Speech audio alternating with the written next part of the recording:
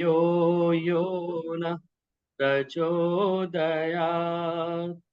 ॐ भूर्भुवः स्वः तत्सवितुर्वरेण्यं भर्गो देवस्य धीमहि धियो यो नः प्रचोदयात्। ॐ भूर्भुवः स्वः तत्सवितुर्वरेण्यं भर्गो देवस्य धीमहि धियो यो नः प्रचोदयात्। तूने हमें उत्पन्न किया, पालन कर रहा है तू। तुझसे ही पाते प्राण हम, दुखियों के कष्ट हरता है तू। तेरा महान तेज है, छाया हुआ सभी स्थान। सृष्टि की वस्तु वस्तु में हो रहा है विद्यमान। तेरा ही धरते ध्यान हम, मांगते तेरी दया।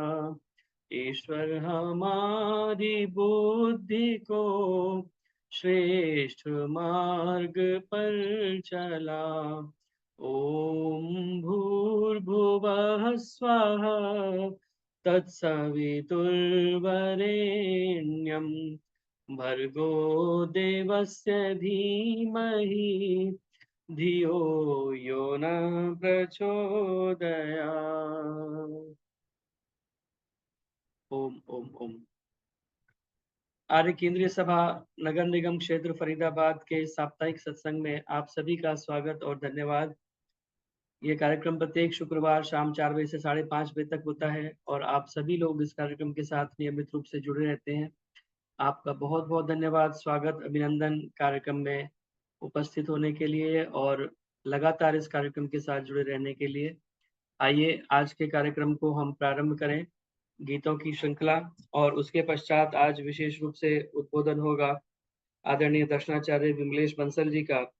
तो आप सभी कार्यक्रम के साथ में जुड़े रहें और इसी प्रकार से पूरे कार्यक्रम को आप ज्वाइन करे रखें। बहुत बहुत धन्यवाद। मेरी प्रार्थना आदरणीय उर्मिल मेहंदी रत्ता जी हमारे बीच में जुड़ी हुई हैं गुड़गांव से, वे कृपया आए और अपना गीत रखें, आदरणीय उर्मिल मेहंदी रत्ता जी। और इसके बाद में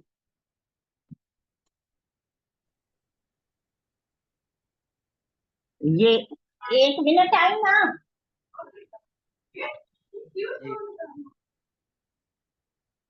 करो ये देख। हाँ करो। नहीं ये दोनों ठीक है।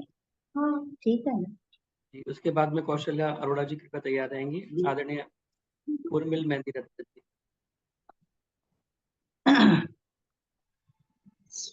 स्वामी दयानंद जी का भजन रखूंगी। शत शत नमन उनको। 4 वेद 6 दर्शन पढ़ के धर्म दा राखा आ गया। काली बोली रात अंधेरी सुंदर लैंप जगा गया। मुर्दियां वांगन पए सी जेड़े जान उन्हां विच पा गया। अमृत दासी निखट्टू खदाना कुंजियां हाथ पकड़ा गया। साडे पीछे जान प्यारी अपना कोल घुमा गया। अब मैं जरा शुरू करती हूँ। गुरुदेव दयानंद आकर के हमें सत्य मार्ग पर चला गया। हो करके विदा दिवाली को घर घर में दीप जला गया। देखा था सूखा बाग यहाँ कुमलाई थी डाली डाली। इस देश का माली बन कर के जीवन भर की रखवाली। हर सब्ज किया आकर उसने प्रसून चमन खिला गया। इस देश की नारी जाति को जूती समझा जाता था, कहकर डंडे की अधिकारी अपमान कराया जाता था। नारी को वेद पढ़ा करके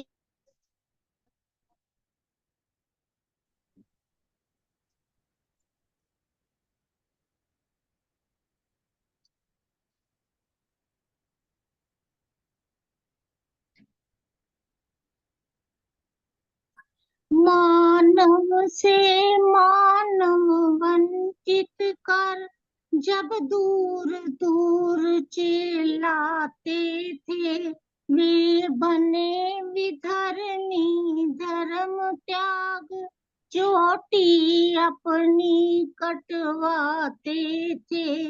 ऋषि उनको शुद्ध कर करके भाई से भाई मिला गया। छल कपट से बोली जनता को लूट लूट कर खाते थे। गुरुडम भक्ति का पाठ पढ़ा, पूजा अपनी करवाते थे। ऋषि उनको शुद्ध कर कर के भाई से भाई मिला गया।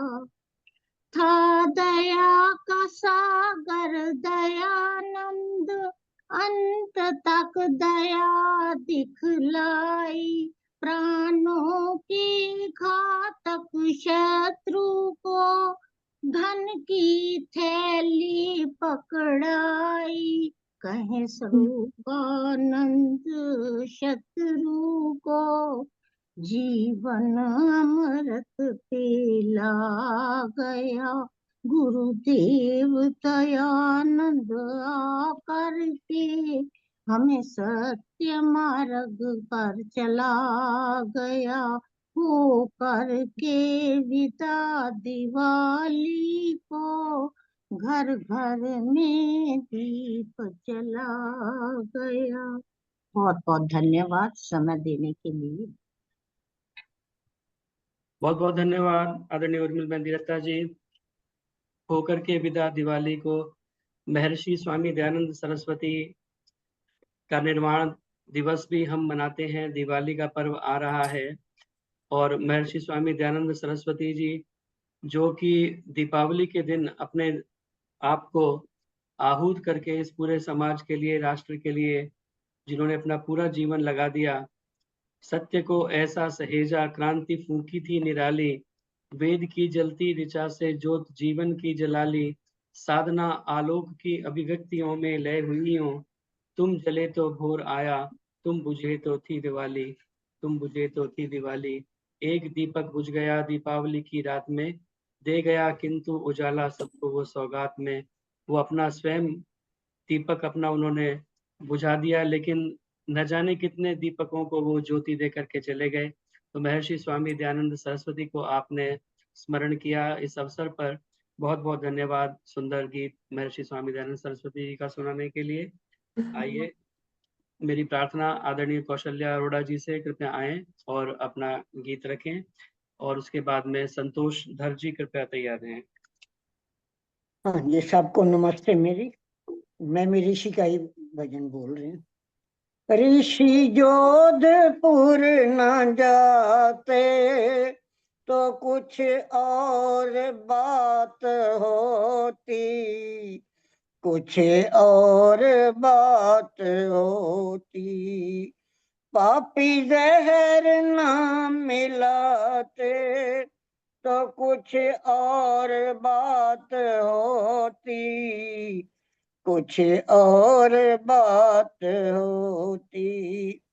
जो सूर्य इस जहां को प्रकाश और देता, भानु को न छुपाते तो कुछ और बात होती, कुछ और बात होती।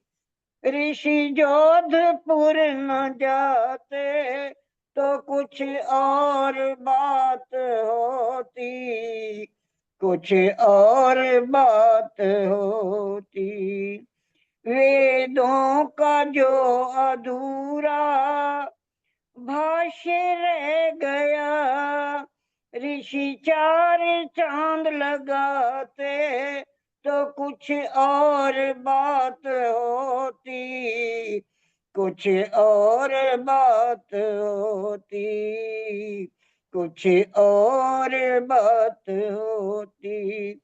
ऋषि जोधपुर न जाते तो कुछ और बात होती, कुछ और बात होती, कुछ और बात होती। वो जहर का प्याला हाथों से छूट जाता, या हाथ थर थराते तो कुछ और बात होती, कुछ और बात होती। ऋषि जोधपुर न जाते तो कुछ और बात होती, कुछ और बात होती, कुछ और बात होती। फिर चमकता सितारा विज्ञान में हमारा, वो गलतियां न खाते तो कुछ और बात होती, कुछ और बात होती, कुछ और बात होती। जापान जर्मनी क्या अमेरिका भी हमारे चरणों में सर झुकाते तो कुछ और बात होती, कुछ और बात होती, कुछ और बात होती। राम रख बिगा रहा है दयानंद के गीत सारे, हम सब भी मिल के गाते तो कुछ और बात होती, कुछ और बात होती।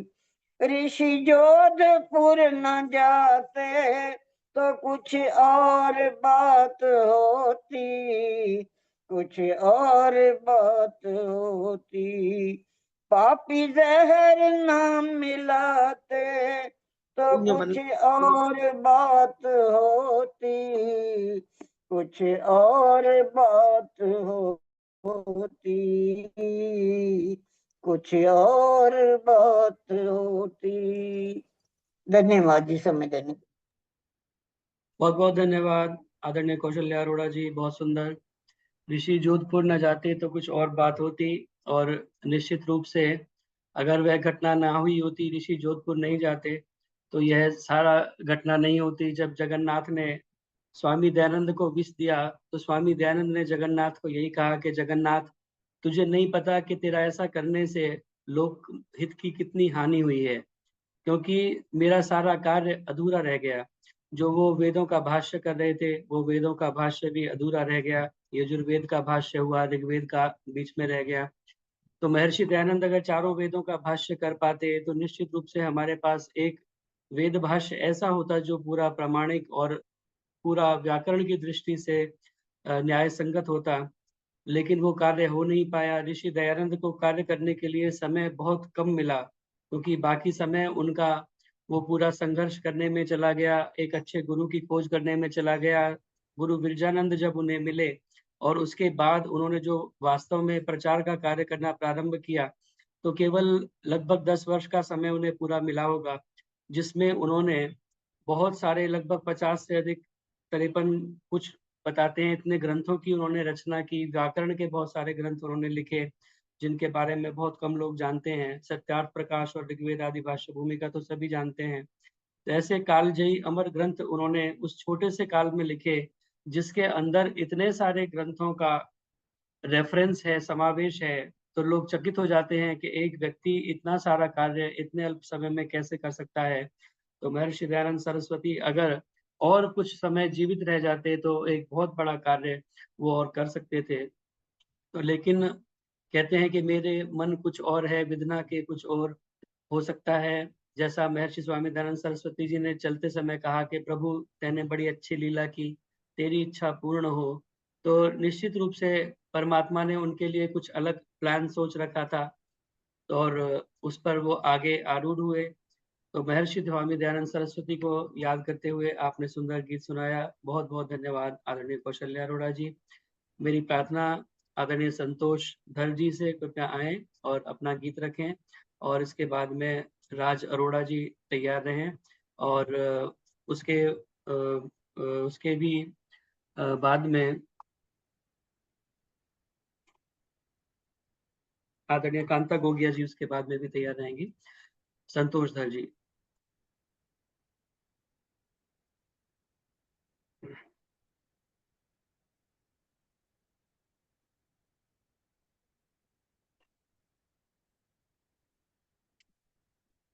संतोष धर जी अपना माइक ऑन कर लीजिए। अभी ठीक है। हाँ जी, पथिक जी का बोल सकती हूँ? हाँ, क्यों नहीं बोल सकते हैं। पथिक जी के, आर्य समाज के ज्यादातर गीत पथिक जी के हैं। जी जी ठीक है, धन्यवाद आपका। सबको नमस्ते। सर्वप्रथम तेरी अपार महिमा कैसे बयान होवे, तेरी अपार महिमा कैसे बयान होवे, कुछ बोलने से पहले गूंगी जबान होवे, तेरी अपार महिमा।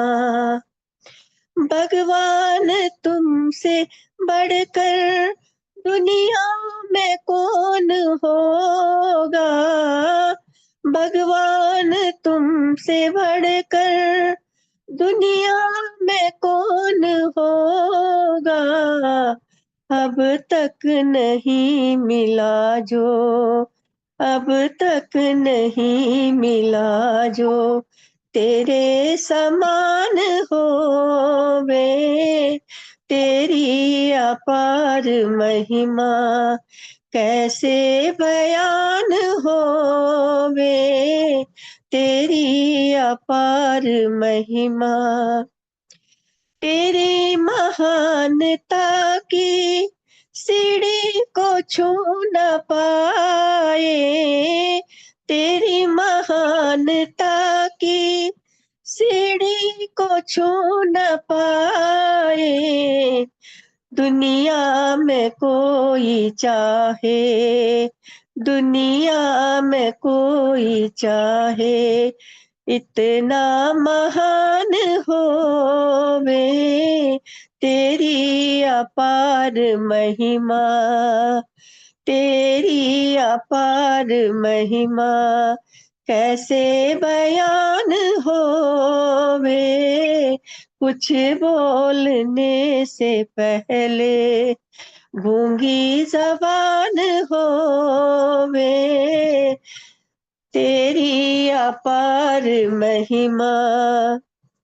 इस आदमी के सर पर करुणा का हाथ रख दे, इस आदमी के सर पर करुणा का हाथ रख दे, उसकी हर एक मुश्किल, उसकी हर एक मुश्किल पल में आसान होवे, तेरी अपार महिमा कैसे बयान होवे, कुछ बोलने से पहले गूंगी जबान होवे, तेरी अपार महिमा।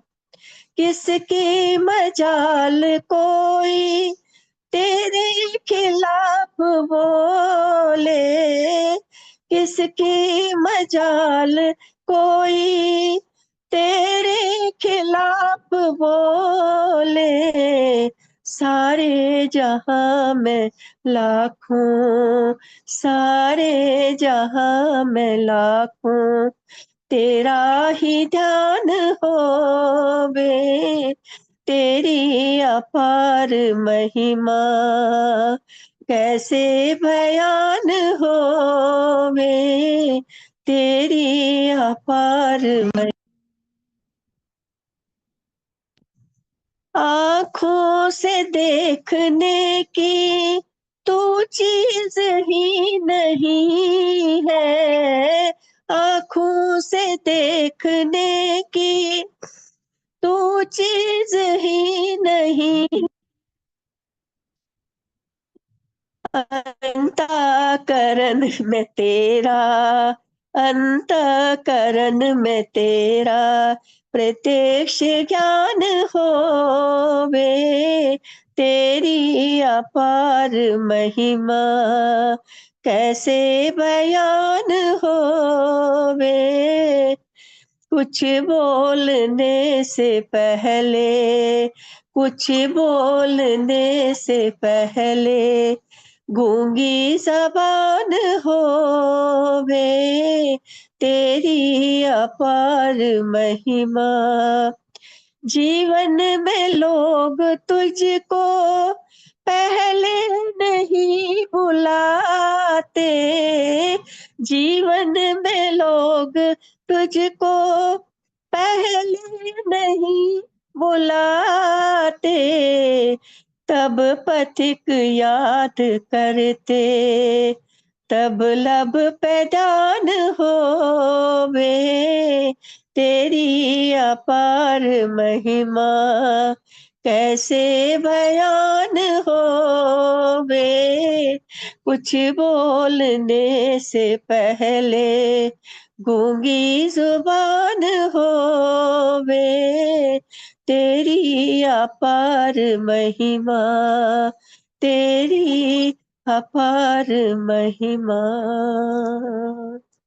धन्यवाद आपका।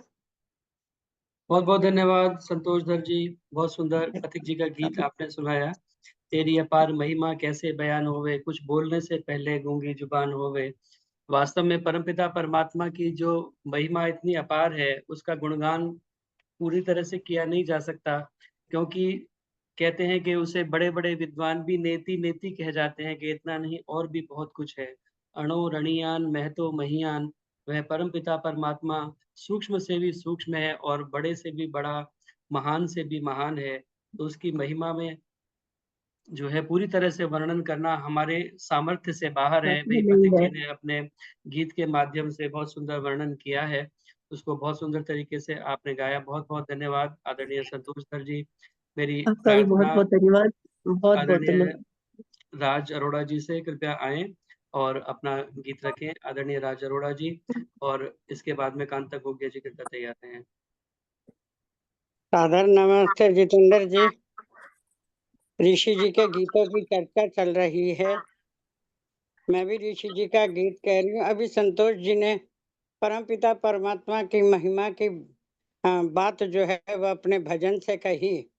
वाकई में इस परमपिता परमात्मा बहुत मेहरबान है, जिसने हमारे बीच जो है एक दिव्य आत्मा महर्षि जी को जन्म दिया, और जिसने देश के सुधार के लिए, उद्धार के लिए अपने जीवन की बाजी लगा दी।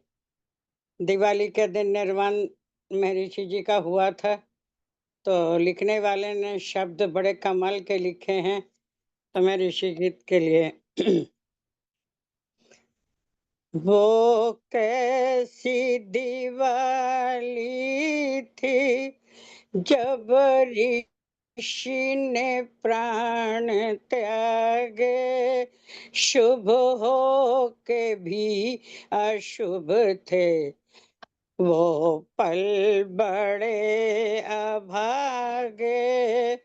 वो कैसी दिवाली थी जब ऋषि ने प्राण त्यागे, शुभ हो के भी अशुभ थे, वो पल बड़े अभागे। जलने को जब थे दीपक, एक दीप बुझा था,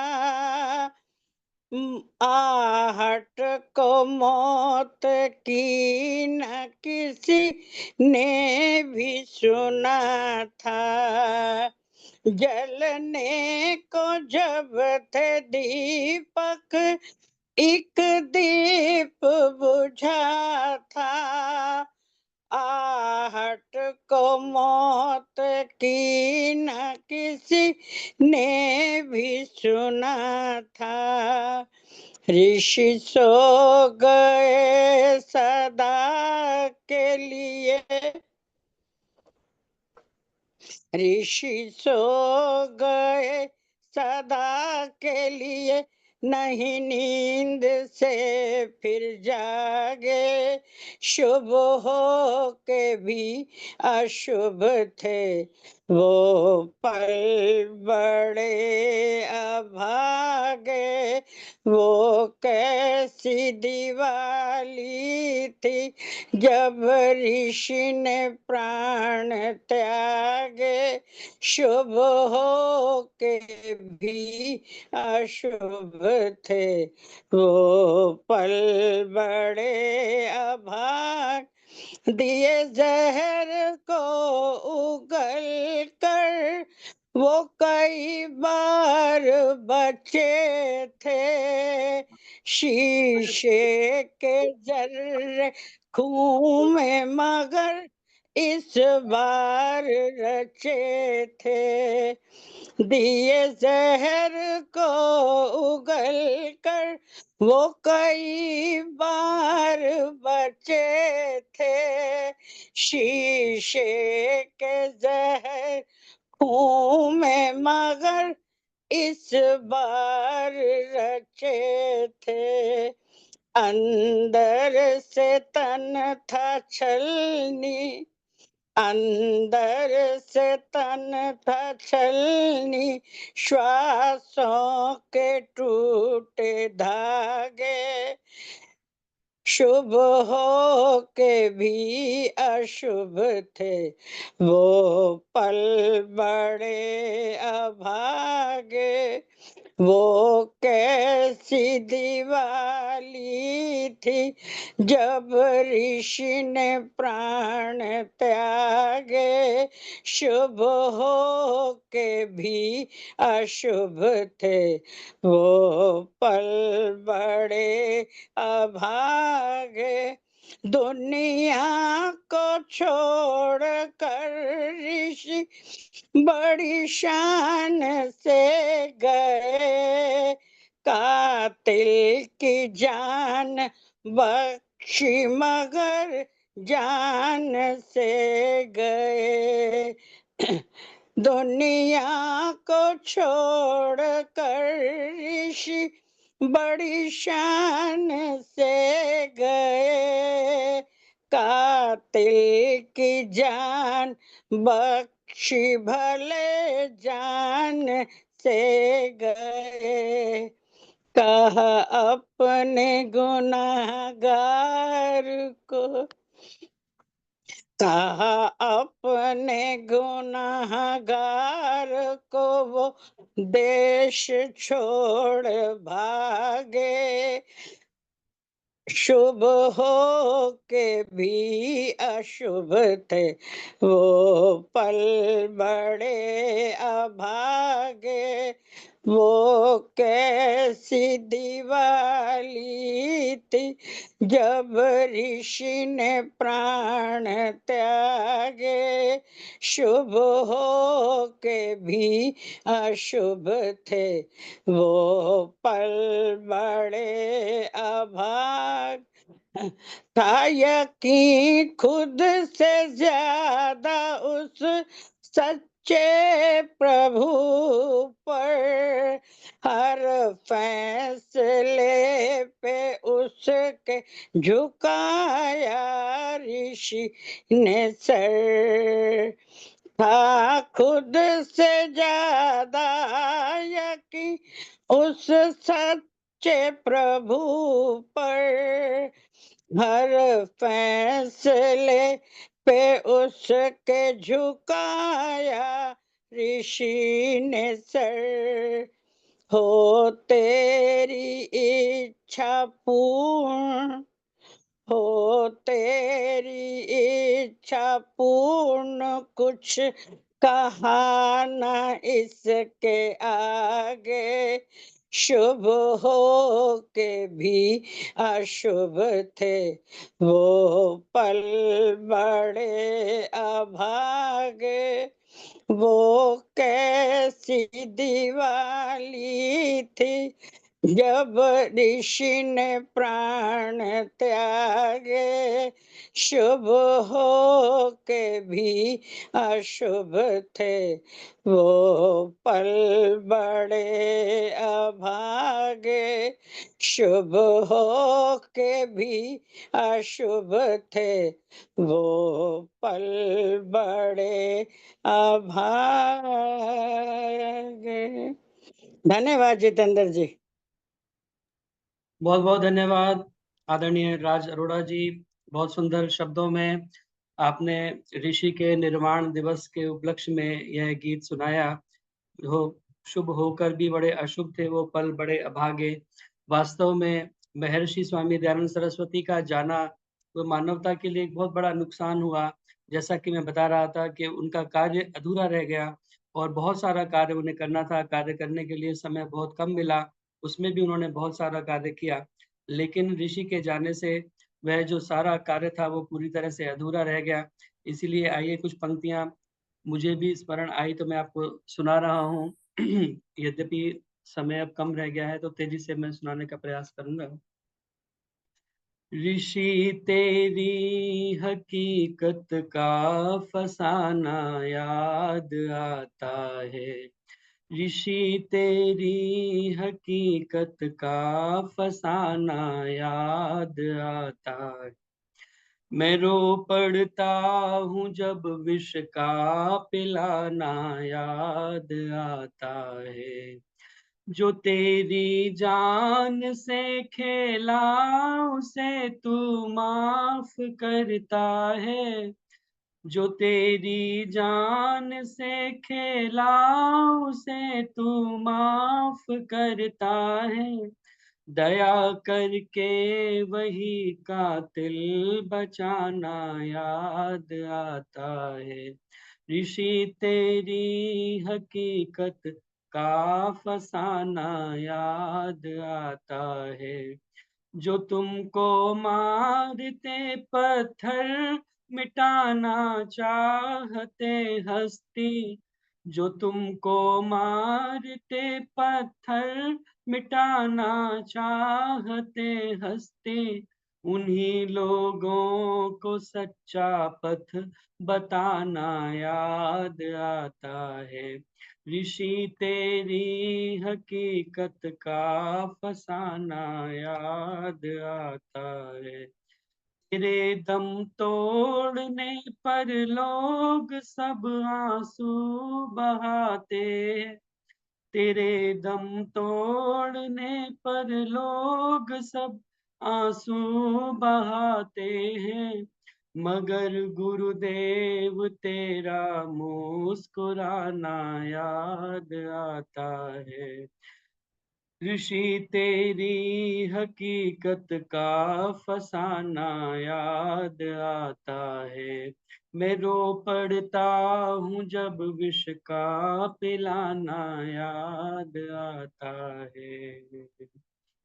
बहुत महर्षि सुंदर स्वामी दयानंद जितेंद्र जी, सरस्वती बहुत जी ने सुंदर, बहुत सुंदर और जतिंदर जी भजन आपका। बहुत बहुत सुंदर। चलते चलते भी कहते हैं कि मरने वाले के होठों पर तबस्सुम की झलक, मगर गुरुदेव तेरा मुस्कुराना याद आता है। मरने वाले के होठों पर तबस्सुम की झलक, ये मौत है या वस्ल का पैगाम है। जैसे कोई किसी से मिलने के लिए आतुर हो रहा हो, उस प्रकार की एक मुस्कुराहट जिसे देख करके गुरुदत्त विद्यार्थी जैसे नास्तिक भी आस्तिक बन गए कि अवश्य ही ये कोई इस प्रकार का चमत्कार था। बहुत बहुत धन्यवाद आदरणीय राज अरोड़ा जी, सुंदर गीत सुनाने के लिए। मेरी प्रार्थना कांता गोगिया जी से कृपया आए और अपना गीत रखें, आदरणीय कांता गोगिया जी। हाँ जी, सब और भाई उसके बहनों बाद को में माता राज लूथरा जी अपनी कविता के साथ तैयार रहेंगे। सब भाई बहनों को सादर नमस्ते। छोटा सा ऋषि का गीत है। कहते हैं ऋषियों का सरताज ओ टंकारे वाला, महाराजाओं का महाराज वो टंकारे वाला, ऐसा मत वाला योगी घर घर में चर्चा होगी, ऐसा मत वाला योगी घर घर में चर्चा होगी, दुनिया में धूम मची है आज वो टंकारे वाला, कहते हैं ऋषियों का सरताज वो टंकारे वाला, महाराजाओं का महाराज वो टंकारे वाला, सच्चे शिव का मत वाला तन मन अर्पण कर डाला, ईश्वर की करुणा का मोहताज वो टंकारे वाला, कहते हैं ऋषियों का सरताज वो टंकारे वाला, भटकों को राह दिखाई जीवन की शान बढ़ाई, जन जन के खूब सवारे काज वो टंकारे वाला, कहते हैं ऋषियों का सरताज वो टंकारे वाला, नफरत के बंधन तोड़े टूटे दिल फिर से जोड़े, दुनिया की आन बचाई लाज वो टंकारे वाला, कहते हैं ऋषियों का सरताज वो टंकारे वाला, वेदों की शिक्षा लाया सबको पढ़ना सिखलाया, रच करके प्यारा ये समाज वो टंकारे वाला, कहते हैं ऋषियों का सरताज वो टंकारे वाला, जन जन का राज दुलारा सबकी अखियों का तारा, बनाया पथिक हमारा ताज वो टंकारे वाला, कहते हैं ऋषियों का सरताज वो टंकारे वाला, महाराजाओं का महाराज वो टंकारे वाला। धन्यवाद जितेंद्र जी, समय देने के लिए बहुत बहुत धन्यवाद। बहुत बहुत धन्यवाद कांता गोगिया जी, बहुत सुंदर प्रतीक जी का गीत आपने बोला। ऋषियों का सरताज वो टंकारे वाला, और जिसने अपने आप को आहूत करके पूरे समाज को रोशनी दी।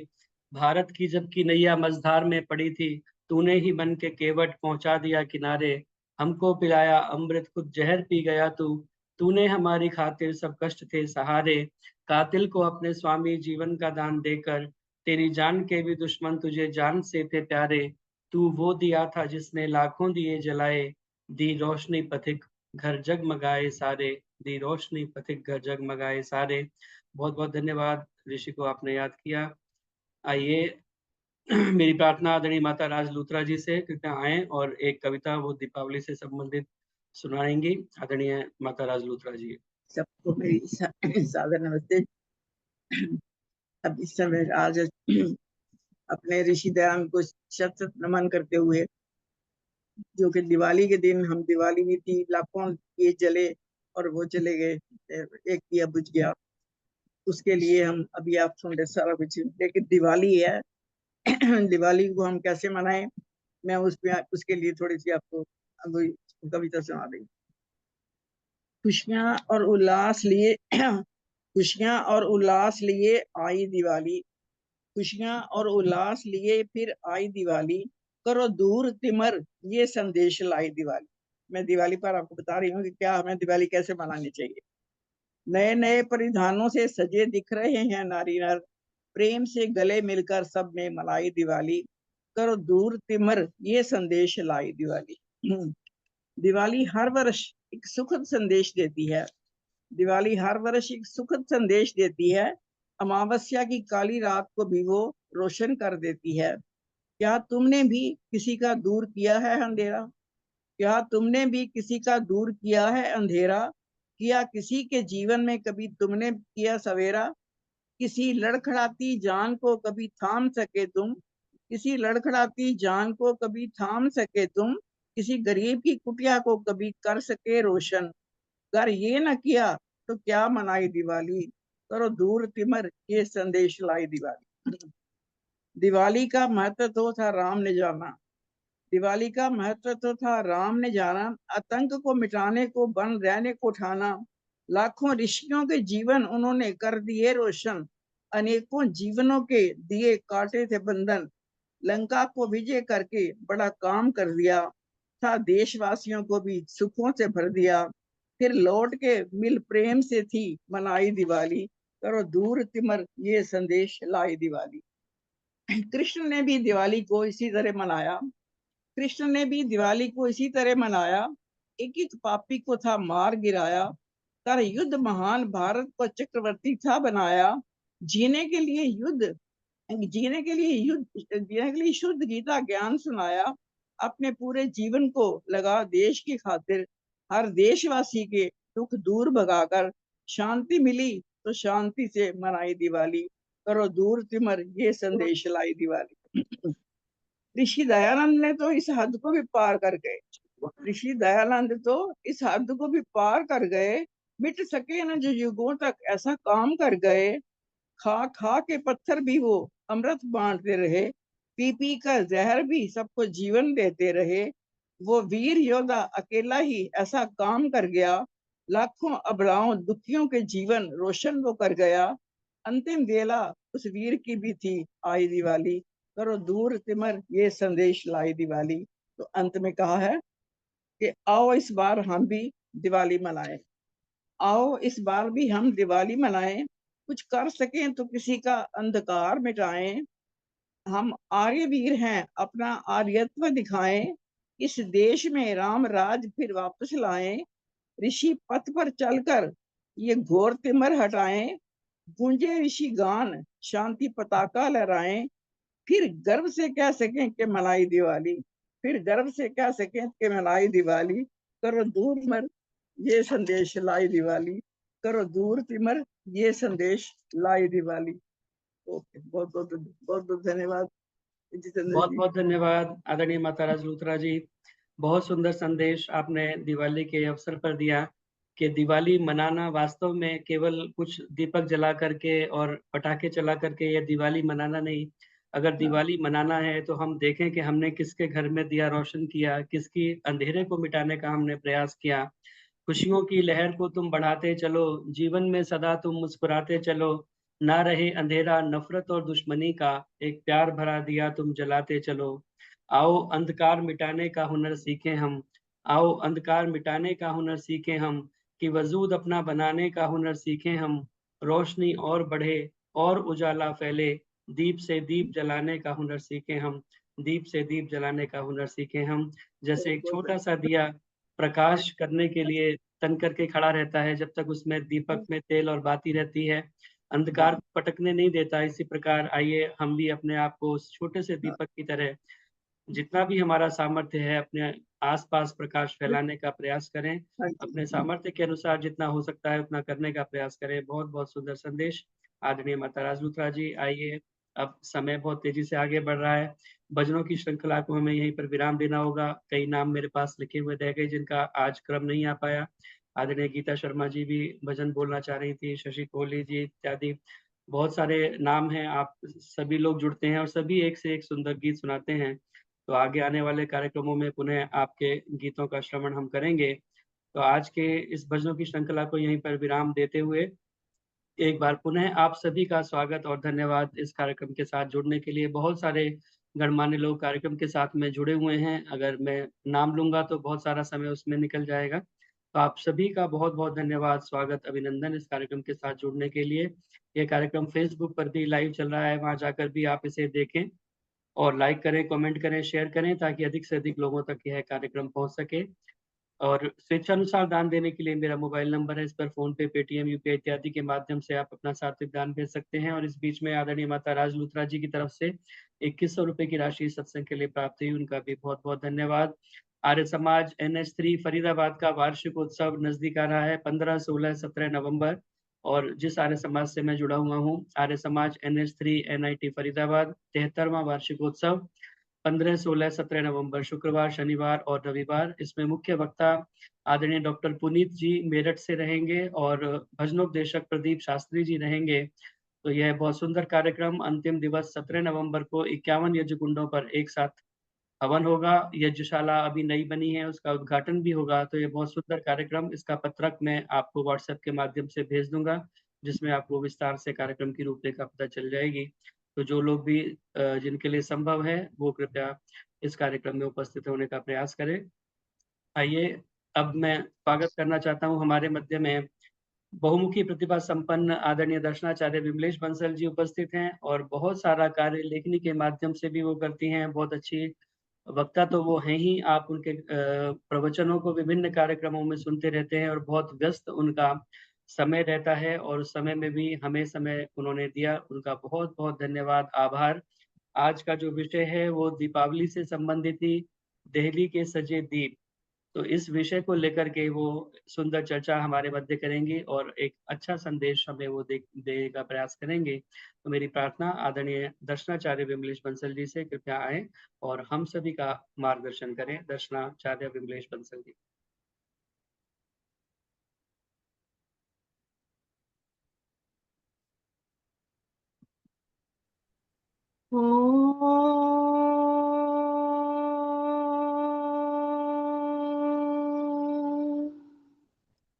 आज्ञाया हि वीतये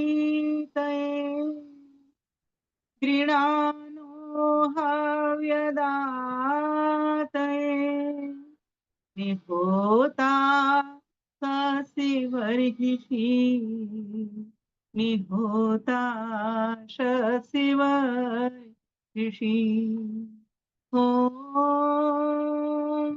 नमस्ते अस्तु आयते नमो अस्तु परायते नमस्ते प्राण तिष्ठत आसीनायोत ते नमः आसीनायोत ते नमः।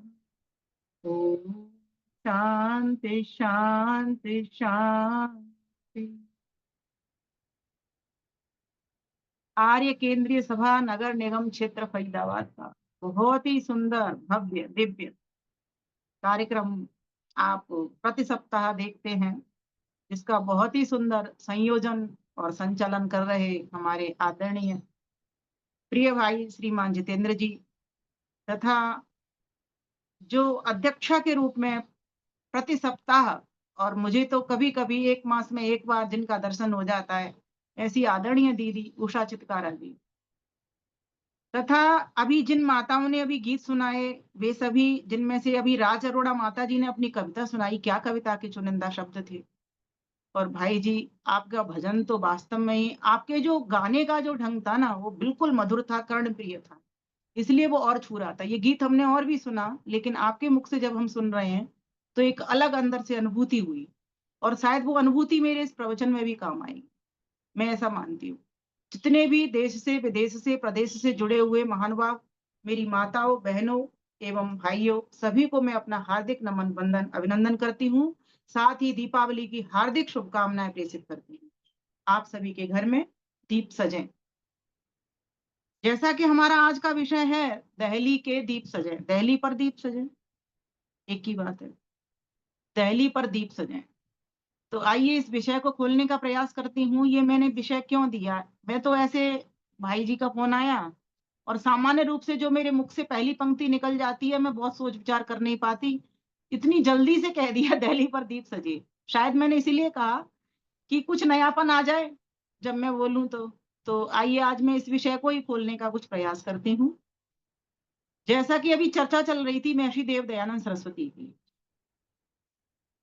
मेरे प्रवचन का यह थोड़ा थोड़ा इसमें से भी मैं स्पर्श करूंगी। और माता जी ने तो अभी राजारूणा माता जी ने तो इसको पूरा टच कर दिया, पूरा स्पर्श कर दिया। राजलूथरा माता जी। हाँ, राजलूथरा माता जी, जिनको मैं अपनी दादी भी कहती हूँ, क्योंकि मेरी दादी जैसी लगती हैं वो देखने में। मेरी दादी तो अब नहीं है, पर प्रत्यक्ष में मैं उनको ही दादी मान के चल रही हूँ। क्योंकि वो ऐसी ही लगती थी, एकदम गोरी भूरी, बढ़िया, फर्स्ट क्लास।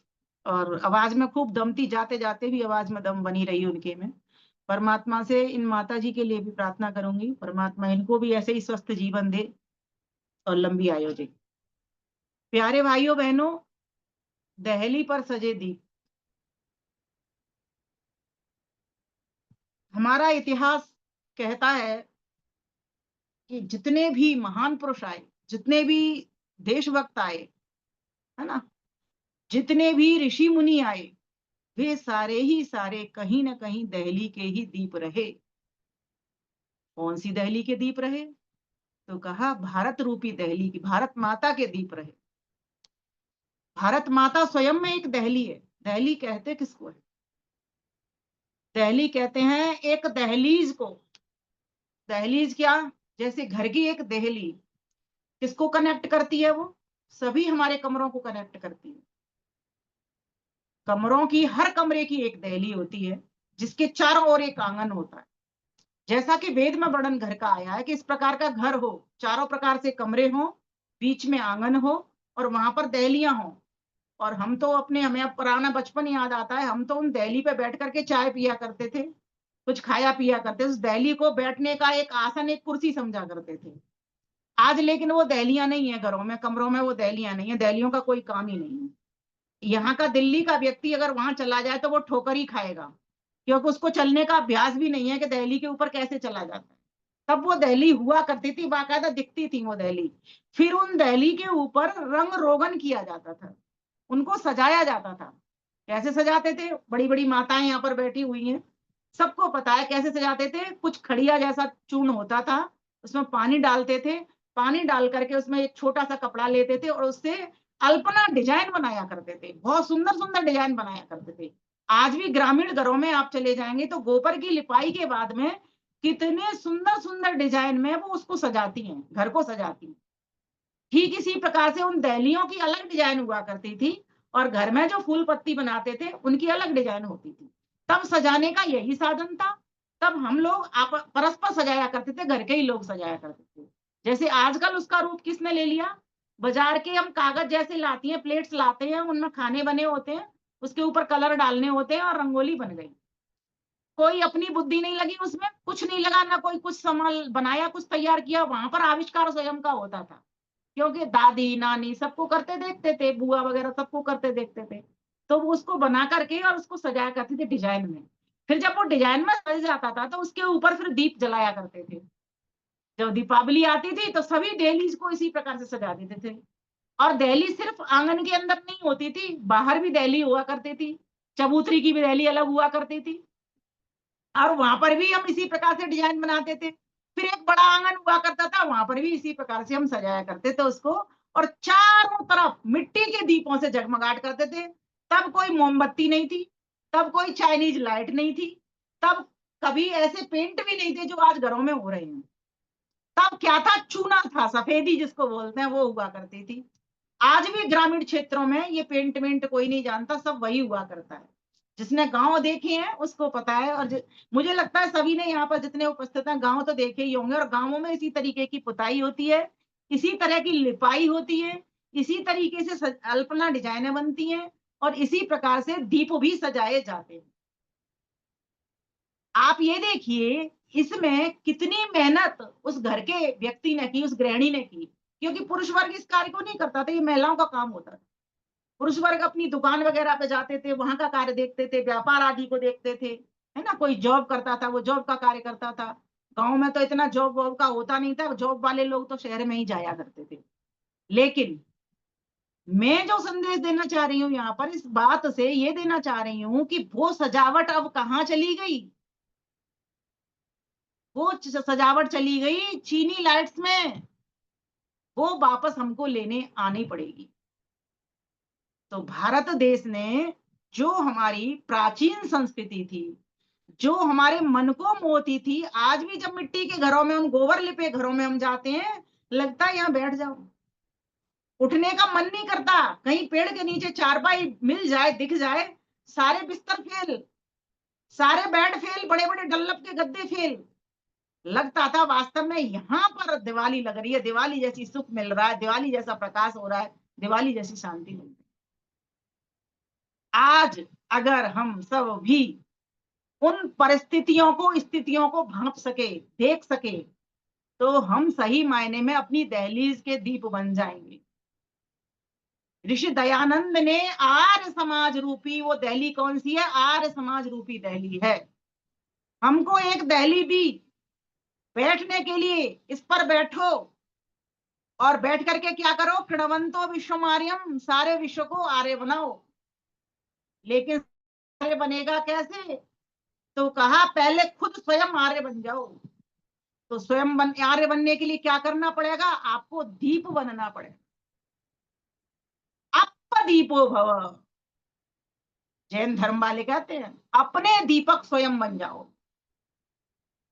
जब तक हम अपने दीपक स्वयं नहीं बन करके जलेंगे अपने घर के अंदर, तब तक हम बाहर प्रकाश नहीं कर सकते। ये चीनी लाइट्स का प्रकाश जितना भी दिखाई दे रहा है, वो 4 दिन की चांदनी फिर अंधेरी रात है। लेकिन जब अब प्रति घर से एक व्यक्ति ऋषि दयानंद बन गया, एक व्यक्ति विवेकानंद बन गया, एक व्यक्ति राम बन गया, एक व्यक्ति कृष्ण बन गया, अगर एक व्यक्ति हमारा कोई देशभक्त बन गया, भगत सिंह, आजाद वगैरह, तो समझ लेना वो पूरा घर क्या, पूरे राष्ट्र को प्रकाशित कर पाता है। तो दहली पर हमको ऐसे दीप सजाने होंगे, और ये सजाने का काम कौन करेगी? माता निर्माता भवती। माता निर्माण करेगी संतान का, तब जाकर के वो दहली पर दीप आएंगे। तो दहली शब्द से आप यहां पर लेंगे आर्य समाज। आर्य समाज रूपी दहली हमारी दहली है, उसके ऊपर हम बैठे हुए हैं और क्या कर रहे हैं? दीपक प्रज्वलित कर रहे हैं। कौन से दीपक प्रज्वलित कर रहे हैं? अपनी संतान रूपी दीपक प्रज्वलित कर रहे हैं। उसका निर्माण कार्य करने के लिए तैयार हो गए हैं। कैसे करना उसका निर्माण? तो कहा उस दीपक को पहले देखो, निहारो एक बार। दीपक उधर डलिया में रखा है, दीपक को एक बार देखोगे, आपको सारी प्रतिकृति उसकी सामने आएगी। आपका हाथ ये दीपक है, इसमें एक रुई की बत्ती लगी हुई है इस तरह से, ठीक है, और वो जल रही है। अगर ये हाथ ना हो, अगर ये हाथ ना हो और इसमें रुई की बत्ती रखना चाहो तो नहीं रखेगी। अर्थात दिया ना हो और उसमें आप रुई की बत्ती रखना चाहो तो नहीं रखेगी। और रुई की बत्ती तब तक नहीं जलेगी जब तक उसमें तेल नहीं हो। 3 चीजें हैं। दिया आधार है, आर्य समाज आधार है, ठीक, और उसमें जो रुई की बत्ती है वो क्या है? हम सब लोग, आप और हम सब लोग। ध्यान देना, दहली हमारी तभी सजेगी, तभी दहली के प्रकाश से सारा जगत प्रकाशित होगा, जब हमको दिया बनना आ जाएगा। समझ गए ना? तो हम क्या करेंगे? आधार बनेंगे। आधार बन करके दिया बन जाएंगे, और दिया के ऊपर लगी है बत्ती। बत्ती क्या है? ये हमारा शरीर, ये जो दिखाई दे रहा है, ठीक है। और इस बत्ती के ऊपर जलती हुई रोशनी, प्रकाश क्या है? कैसे जल रहा है ये प्रकाश? ये तेल से जल रहा है। इसमें तीसरा कारक क्या है? तेल। तेल क्या है? तेल है स्नेह, तेल है प्रेम, तेल है करुणा, तेल है दया, है ना। और बत्ती क्या है? ये अर्थात शरीर क्या है हमारा? तो शरीर को अगर हम मान लेते हैं, शरीर का धर्म क्या है, पहले इस बात को समझते हैं, शरीर का धर्म क्या है। शरीर का धर्म है हमारा कटना, छिलना, जलना, बुझना, मरना, पटना, ये सारे शरीर के धर्म। और इसके भीतर ऊपर जो प्रकाश चल रहा है, इसका धर्म ये क्या है, ये आत्मा है हमारी। आत्मा ही हमारी प्रकाशित होती है। और ये आत्मा का प्रकाश तब तक है जब तक इसमें करुणा है, प्रेम है, दया है, ज्ञान है, कर्म है, भक्ति है, सहनशीलता है, धर्म है, शुभ कर्म है, निष्काम कर्म है, तब ही ये जलेगी। तो ऋषि दयानंद सरस्वती को अगर हम आज इस जगह पर रखते हैं, क्योंकि उनका निर्वाण दिवस दिवाली को हुआ, तो हम पाएंगे कि ऐसे हमको दीप बनना होगा, तभी प्रकाश सब जगह पर पहुंच पाएगा, नहीं तो प्रकाश नहीं पहुंचेगा। उनके भीतर ये सारी चीजें थी। जो विष दाता है, जो विष देने वाला है उनको, उसको भी वो माफ कर रहे हैं, क्योंकि उनको कोई राग नहीं, उससे कोई द्वेष नहीं। वो समझते हैं इस बात को कि गलती इसकी नहीं है, गलती तो उस राजा की और उसकी है, वेश्या की है, नन्ही भगतन की है। और ये उनका परतंत्र है, उनके अधिकार में चलता है। इसीलिए उसको कहते हैं, रुपए देकर के उसको थैली, रुपए 500 रुपए की थैली देकर भाग जा नेपाल में तू। ये कार्य कौन कर सकता है, ये ऐसा प्रकाशित कौन हो सकता है? ऐसा प्रकाशित महर्षि दयानंद जैसा दिया। दिया क्या? जिसने दिया वही दिया, जो देने का काम कर रहा है, प्रतिक्षण दे रहा है। उन्होंने तो अपने शरीर को भी दान कर दिया, शरीर भी अपना दे दिया। शरीर पर पूरे फफोले पड़े हुए हैं, सारा की सारा जहर चू रहा है उनके शरीर से। वो भी भगवान को, तेरी लीला पूर्ण हो प्रभु, तूने अच्छी लीला की, तेरी इच्छा पूर्ण हो। अंतिम शब्द उनके ये हैं, अंतिम शब्दों से, अंतिम वाक्यों से भी वो पाखंड मिटाते हैं। वो पूछते हैं आज कौन सा दिन है, कहते हैं आज मंगलवार है। कौन सी तिथि है? अमावस्या है। कौन सा पक्ष है? कृष्ण पक्ष है। तो बोले आज ये शुभ दिन है मेरे लिए। क्योंकि लोगों ने इसको अशुभ जान रखा है कि जो पूर्णिमा को जाता है वही प्रकाशित होता है, वही मोक्ष के पद को पाता है। इसलिए वहां पर भी उन्होंने जंजीर तोड़ दी, वहां पर भी ये पाखंड का नाश करा उन्होंने, अंतिम समय पर भी। ये भी बहुत समझने की बात। ऐसा दिया हमको बनना पड़ेगा। मुझे कभी गोपाल दास नीरज की कुछ पंक्तियां ध्यान आ रही हैं।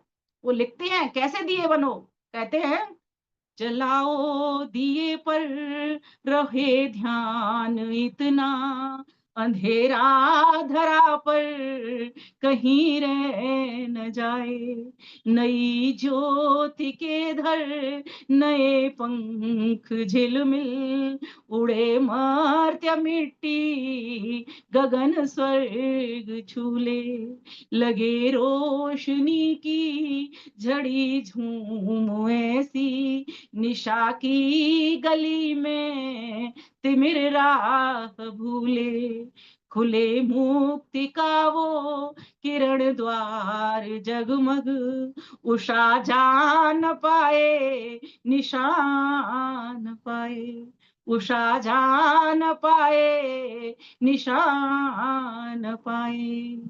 ऐसा दिया बनना पड़ेगा हमको। कितनी सुंदर बात कहती, उषा जान पाए। वेदों का ज्ञान चारों ओर करना होगा, प्रचारित प्रसारित करना पड़ेगा हमको। वेद वाणी को घर घर में पहुंचाना पड़ेगा, तब आपकी दहली सजेगी, तब का आर्य समाज सजेगा। सिर्फ लाइट्स लगा लेने से और प्रतियोगिता में पहला नंबर ले आने से कि मेरी आर्य समाज सबसे सुंदर सजी हुई है, इससे तो मैं आर्य समाज के कार्य को आगे नहीं ले जा रहा।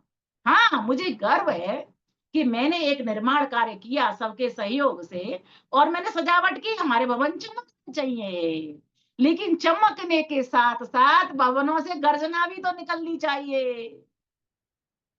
है बहुत अंधियारा, है बहुत अंधियारा, सूरज निकलना चाहिए। जिस तरह से भी हो, ये मौसम बदलना चाहिए, ये मौसम बदलना चाहिए। प्यारे भाइयों बहनों माताओं, आज हमको यही चिंता करनी है, दहली के दीप कैसे सज सकते हैं। तो कहा पहले अपने भीतर विनम्रता लाइए, सबसे सुंदर। ये विनम्रता कैसे आती है? जब हमारे पास विद्या होती है। विद्या ददाति विनयम। और विनम्रता से क्या होता है? तो कहा विनयादि पात्रता, अर्थात विनय से विद्या ददाति विनयम, विद्या ददाति विनयम, अर्थात विद्या से विनम्रता आती है और विनम्रता के बाद में पात्रता आती है। और फिर पात्रता से क्या होता है? हम योग्य बन जाते हैं। योग्य बन जाते हैं तो कुशल हो जाते हैं। जैसे एक डॉक्टर को समझिए आप, एक वैद्य है, अगर उसके भीतर विनम्रता नहीं है तो क्या कहेंगे? ये तो खड़ूस डॉक्टर है, मैं नहीं जा रहा भाई इसको दिखाने के लिए। ठीक है, इलाज तो सही करता है, पर भाई मुझे सहन नहीं होता जिस तरीके से वो बात करता है, तो कोई व्यक्ति उसके पास नहीं जाना चाहता। तो विद्या जो है वो विनम्रता देती है, इसीलिए विद्यावान बनिए। विद्यावान बनकर के ही तुम योग्य कहलाओगे और तुम्हारा कोई आदर कर पाएगा और तुम्हारी बात को सुन पाएगा। आज हम प्रचार करते हैं, कोई बात को क्यों नहीं सुनता? क्योंकि सीधा सीधा हम उसको काटने का प्रयास करते हैं। काटना जरूरी है, लेकिन कब जरूरी है, कैसे जरूरी है, इसका चिंतन करना पड़ेगा। मना नहीं कर रही है, सत्य बोलो, लेकिन सत्य कैसा हो? सत्यम ब्रूयात् प्रियम ब्रूयात्। सत्य बोलिए, प्रिय बोलिए, लेकिन न सत्यम अप्रियम ब्रूयात्। लेकिन अप्रिय सत्य कभी भी मत बोलिए। ये नीतिकार हमको समझाता है। क्योंकि काने को काना कहे काना जाएगा रूठ, और धीरे धीरे पूछ ले तेरी कैसे गई है फूट। धीरे धीरे करके कार्य करना पड़ेगा। लेकिन लेखनी, अगर आपके पास ताकत है कलम की, अगर आपके पास ताकत है बोलने की, वाणी की, तो अपनी वाणी और कलम को कैंची मत बनाइए। सुई और धागे दो चीजें हैं। हमने क्या किया? सुई का प्रयोग तो करना आया, लेकिन धागे का प्रयोग करना नहीं आया। अगर हमको धागे का प्रयोग करना भी आ जाता सुई के साथ साथ, तो सोचो हम कितनी बड़ी माला गूंथ डालते, सबको एक कर देते। तो दहली के दीप सजाने के लिए सबसे पहले हमको विद्यावान स्वयं बनना पड़ेगा। अप दीपो भव, स्वयं प्रकाशित होना पड़ेगा। और देखिए शरीर में परिवर्तन हो रहा है, समझ रहे हो ना? लेकिन आत्मा में कोई परिवर्तन नहीं, प्रकाश में कोई परिवर्तन नहीं। प्रकाश तो प्रकाश ही है, एक सा है। जैसा हमेशा था, है और आगे भी रहेगा, वैसा ही प्रकाश है। बत्ती जलेगी, उसमें डली हुई दीपक में, है ना, काली भी पड़ेगी। अभी सफेद लगाई है, तेल डाला पीली हो गई, लेकिन जैसे ही उसमें प्रकाश किया वो धीरे धीरे करके कम होती चली गई, कम होती चली गई, और अगर बुझ गई तो वो काली पड़ेगी। ध्यान देना, ऐसा करना काम सके, ऐसा करना काम सके, बुरा न कोई कह दे, तुम्हारे ऊपर कोई उंगली न कर पाए। ऐसा करना काम सके, तुम्हारे ऊपर कोई दाग लगा ना पाए, तुम्हारे ऊपर कोई कलंक नहीं लगाना पाए, तुम्हारे ऊपर कोई काला नहीं कर धब्बा नहीं कर लगा पाए। ऐसा करना काम सके, बुरा न कोई कह दे, और बुरा कहे तो कहने दे, भला न कोई कह दे। ध्यान से समझना इस बात को। ऐसा करना काम सके, बुरा न कोई कह दे, इतना अच्छा काम करना तुमको कोई बुरा न कह पाए। और फिर इसके बावजूद भी कोई तुम्हारा शत्रु है, बुरा व्यक्ति है, बुरा कहे तो कहने दे। अगर बुरा व्यक्ति कह रहा है तो कहने दो, चिंता मत करो, आपको समाज का काम करना है। अप दीपो भव, आप दीपक की बात प्रकाश दीजिए। दीपक से कहना आप एक बार कि तू प्रकाश मत दे, क्या वो अपना प्रकाश छोड़ेगा? नहीं छोड़ेगा। कब तक नहीं छोड़ेगा? जब तक कि उसमें तेल है। जैसे ही उसका तेल समाप्त हो जाएगा, दीपक प्रकाश करना बंद कर दे। तो कहा बुरा कहे तो कहने दे, भला ना कोई कह दे। अगर भले व्यक्ति ने तुम पर दाग लगा दिया तो ध्यान देने, चिंतन करने का विषय है कि वास्तव में तुम्हारे भीतर कोई कमी है, इसीलिए भला व्यक्ति तुमसे कह रहा है। क्योंकि भला व्यक्ति जो होता है वो निंदा भी अगर करता है ना तो बहुत समझ करके करता है। निंदा मीन्स उसकी बुराई, आलोचना उसको सामने ही मुख पर करता है, पीठ पीछे वो कभी भी नहीं करता। और जो बुरे लोग हैं वो ईर्ष्या के कारण, द्वेष के कारण मुख पर भी करेंगे और पीछे भी करेंगे, दोनों तरफ करते हैं ऐसे लोग। इसलिए सावधान, आप दीपक ऐसे बनिए कोई तुम्हारे ऊपर दाग लगा ना पाए। और देखिए बत्ती को जितना अधिक बटते हैं हम, जितना अधिक बटते हैं, है ना, उतनी अधिक उसमें नोक बन जाती है, और नोक बन जाती है तो वो जल उठती है। जितना अधिक व्यक्ति का जीवन तपस्वी है, मान हो अपमान हो, हार मिले जीत मिले, दुख हो सुख हो, धूप हो छांव हो, गीता में कहते ना कृष्ण भगवान अर्जुन से, समः शत्रौ च मित्रे च तथा मानापमानयो शीतोष्ण सुख दुःखेषु समः संग विवर्जित समः संग विवर्जित यो न रिष्यति न द्वेष्टि न शोचति न काङ्क्षति शुभाशुभ परित्यागी समे भक्तिमान में प्रियः। मुझे कौन प्रिय है हे अर्जुन? मुझे वही प्रिय है जिसको ना हर्ष सुख मिले तो कोई हर्षित होता है बहुत अधिक। जैसे भगवान राम के बारे में कहते हैं, बन जा रहे हैं तो कोई चिंता नहीं, राज सिंहासन मिल रहा है तो कोई चिंता नहीं, हर हाल में एक स्थिति में रह जाते हैं, मेरे वही भक्त होते हैं। ऐसा जीवन अगर आपका बनता है तो आप दहली पर सज रहे हो, तब आपका प्रकाश बढ़ रहा है, अन्यथा तो ध्यान देना आपका प्रकाश क्षीण होता जा रहा है। इस तरह जैसे दीपक के भीतर बत्ती रखी हुई है और उसका तेल कम होता चला जाए, कहीं आपका तेल कम तो नहीं हो रहा, कहीं आपकी बत्ती को लू तो नहीं लग रही, कोई बुझा तो नहीं रहा, कहीं आपकी बत्ती में कोई कमजोरी तो नहीं है, कहीं रुई में सही ऐंठन खराब हो रही है उसकी। देखिए अपने आप को, कहीं तुम्हारे शरीर को कोई परेशान तो नहीं कर रहा, और तुम कितना विचलित होते हो, कितने परेशान होते हो। सोचो, समाज के काम को करने के लिए, राष्ट्र के काम को करने के लिए महर्षि दयानंद ने कहाँ का मिला, कितने हवा के झोंके आए, लेकिन वो विचलित नहीं हुए। आप देखते हो जब हवा चलती है दीपक बुझ जाते हैं, लेकिन कोई कोई दिया, आप मुड़ेल पे देखिए अपने, कोई कोई दिया जला रह जाता है, वो दिया फिर उन बुझे हुए सभी दीपकों को जला देता है।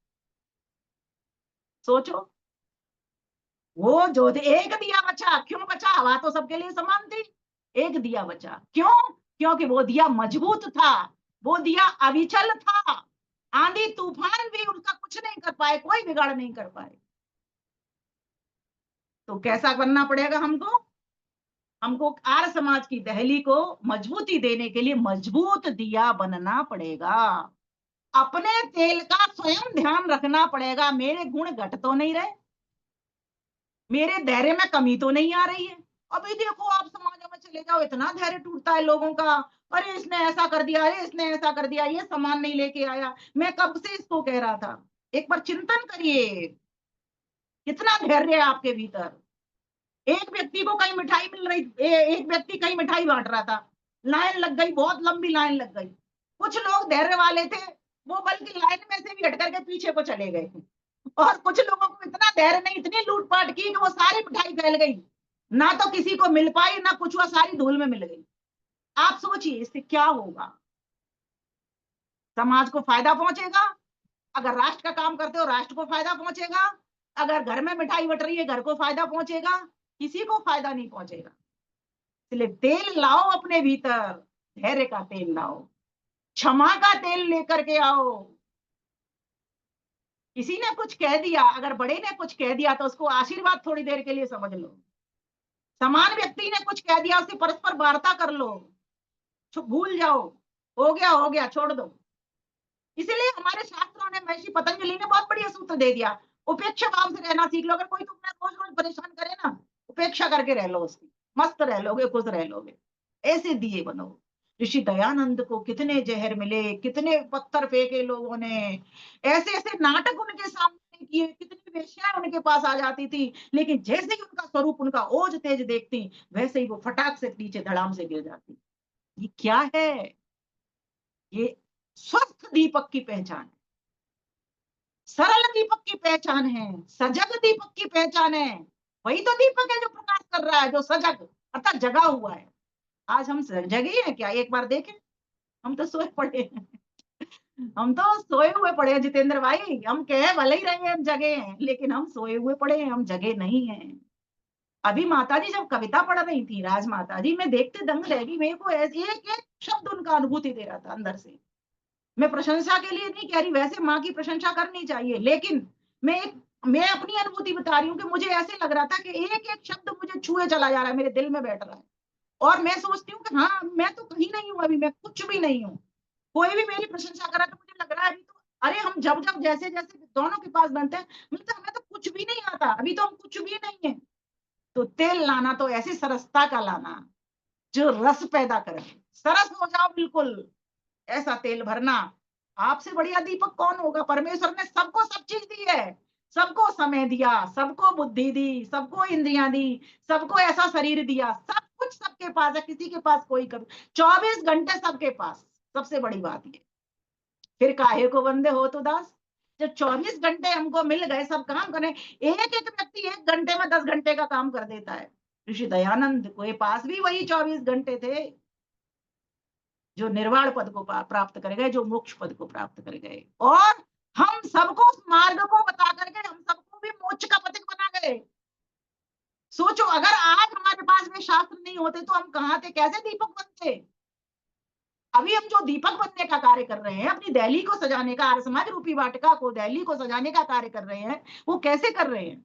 उन शास्त्रों के माध्यम से कर रहे हैं, जो संस्कार विधि, सत्यात प्रकाश, व्यवहार भानु, ऋग्वेदादिवासी भूमिका, अनेक अनेक पुस्तकें आदि।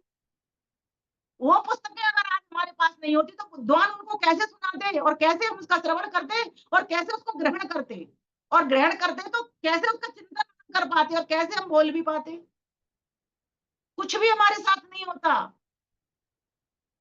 इसलिए अगर दीपक अपनी दहली को सजाना चाहते हो, ये तो एक दिन सजाओगे अमावस्या के दिन, लेकिन देखो ना, आपके जीवन में प्रतिक्षण अमावस्या है, और उसी अमावस्या में से पूर्णिमा का दीप बनना है आपको। और ये महान पुरुषों को मैं दीपक कहने से तो मैं उनकी और कमी कर रही हूं, मैं तो उनको सूरज कहना चाहती हूँ। वे सूरज थे, इसीलिए हम सबको दीप बना गए, क्योंकि दीपक के भीतर भी वो सूर्य का प्रकाश होता है। दीपक से सूरज नहीं चमकता, सूरज से दीपक खिलता है, सूरज से अग्नि जलती है, सूरज से धूप खिलती है, सब कार्य सूरज से होते हैं। इसलिए उनके लिए तो जितना बड़ा नाम दे सकते हैं हम, उतना बड़ा नाम हमको महान पुरुषों के लिए देना चाहिए। और दीपक की दहली आपने सजा ली, आर्य समाज को सुंदर बना लिया, निर्माण कार्य कर लिया, उसमें जितने भी दायित्व हैं प्रधान के, मंत्री के, कोषाध्यक्ष के, वे सारे के सारे दीप हैं। लेकिन अगर महर्षि दयानंद के आदर्श को अपने सामने, उसकी प्रेरणाओं को, उनके जीवन को सामने लेकर के वे काम करेंगे, तो मैं ऐसा मानती हूँ आर्य समाज नहीं, आर्य समाज अपने लिए काम नहीं करता। एक बात और ध्यान रखना, कई लोग कहते हैं ये मेरा आर्य समाज है, उसका आर्य समाज है, उसका आर्य समाज। ये कथन रूप में तो बोले ठीक है, लेकिन आर्य समाज तो एक है, दहली तो एक ही है। ये तो कहने की बात है, इस कमरे की दहली, इस कमरे की विभाजन करके हम बोलते हैं, लेकिन सही मायने में सब मनुष्यों के लिए एक ही दहली है, उसका नाम आर्य समाज। और उस आर्य समाज पर दीप बन करके अगर हमें चलना है तो हमें क्या बनना पड़ेगा?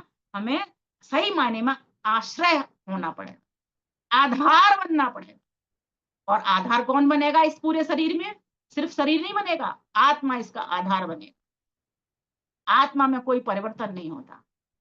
आत्मा को योग दर्शन में अप्रतिसंक्रमा कहा है, जिसमें कभी परिवर्तन नहीं होता, न घटती है, न बढ़ती है, न कटती है, न छिलती है, जिसको कृष्ण ने भी कह दिया, नैनम छिन्नन्ति शस्त्राणि नैनम दहति पावक न चैनम क्लेदयन्ति आपो न शोषयति भारत, जिसको कृष्ण ने भी कह दिया।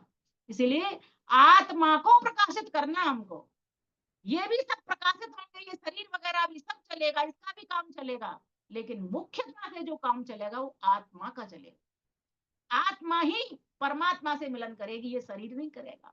ये इंद्रियां सब यही रह जाने वाली हैं, ये मन भी यही रह जाने वाला है। अंतिम अवस्था में तो ये मन भी यही रह जाता है, मन भी साथ नहीं जाता। मात्र स्वाभाविक 24 शक्तियां आप सत्यात प्रकाश में भी पढ़ सकते हो, और हमारे दर्शनों में तो, वेदांत दर्शन में तो इसको पीछे का जो अध्याय है अंतिम, उसमें तो ये सारा यही विषय पूरा की पूरा चलता है।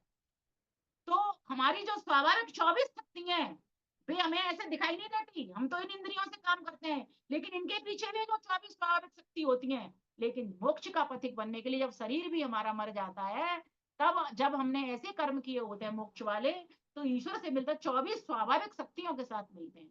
वे शक्तियां फिर उस पूर्णता में, अर्थात उस परमात्मा के साथ में कनेक्ट हो जाती हैं, जिससे वो पूर्णता का अनुभव करता है, उसी ईश्वर के इशारे से चलता है। तो ऋषि दयानंद तो हमको ऐसा दीप बनाने की बात करके चले गए हैं, हमें कोई छोटा मोटा दीप बनने की बात नहीं कर रहे, वो बुझने वाले दीप बनने की बात नहीं कर रहे। और एक बात ध्यान रखना, आप गीत भले ही कितने भी गा लो, वो दीप बुझा नहीं है, वो जला है। ऋषि दयानंद मुझे नहीं है, ऋषि दयानंद उस आत्मा का नाम है जो प्रकाशित हो गई और सबको प्रकाशित कर गई। हमको हानि हुई, हम इसलिए कहते हैं कि अगर 10 साल और वो होते तो हमको और अधिक उनसे और कुछ मिलता, पर मैं कहता हूँ जितना मिला है उसमें से तो तुम एक ले लो।